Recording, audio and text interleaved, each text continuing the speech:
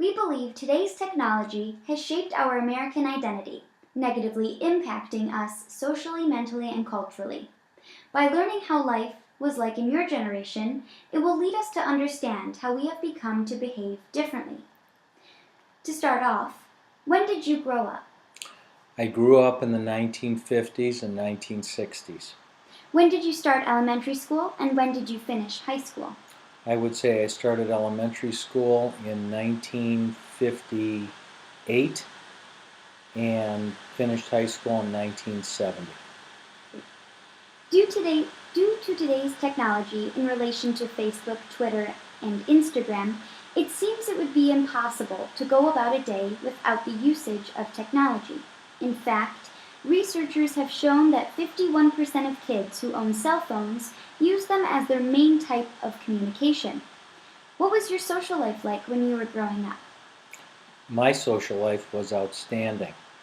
And the reason why it was so great was because we would interact, we would socialize with our friends all day, every day, and our parents would say, get out of the house, go and play, and we would have face-to-face interaction with our contemporaries, whether it would be playing a sport, whether it was basketball, baseball, football, curb ball, which was throwing the ball against the curb, capture the flag, all sorts of activities, but it was all in person, face to face, and not through any technological mean. How did you communicate with friends? We communicated the old-fashioned way. We would we would pick up the phone and call. Everybody would only have one line at their house. In fact, some of those lines would be party lines, so there'd be other people speaking on the line that you wouldn't even know. And then if that failed, if someone's phone was off the hook and their one line was busy, we would go over to their house and knock on their door and ask them to come out and play. Now we communicate through instant message, adapting to the idea of instant gratification or the idea of getting what you want the minute you want it. If you had someone to contact and you needed a response right away, what would you do? How did you get a hold of them?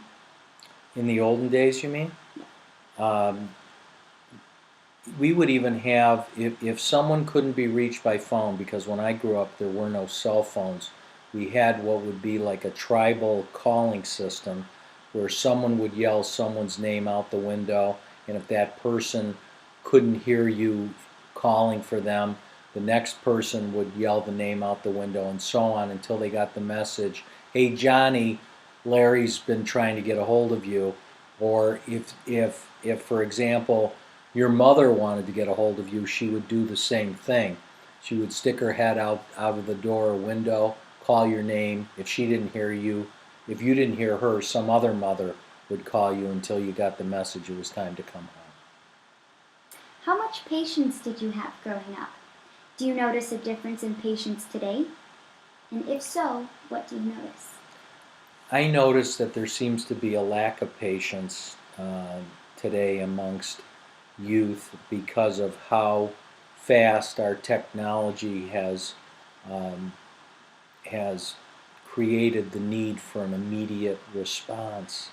In the olden days, before faxes and emails and text messages and instant Instagrams and all that, there would be a lag time between the time you would call someone, leave a message with their parent, or you would send them a letter by snail mail, and it would take 2 or 3 days for them to get the letter, and in return it would take 2 or 3 days to get a response.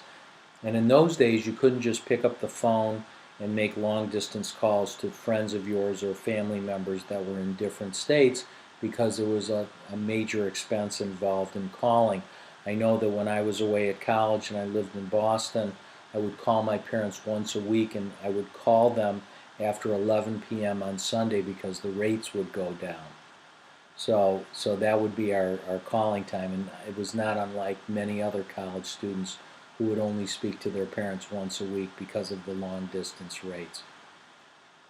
Thank you, Dad, for helping us answer how technology has negatively impacted us socially.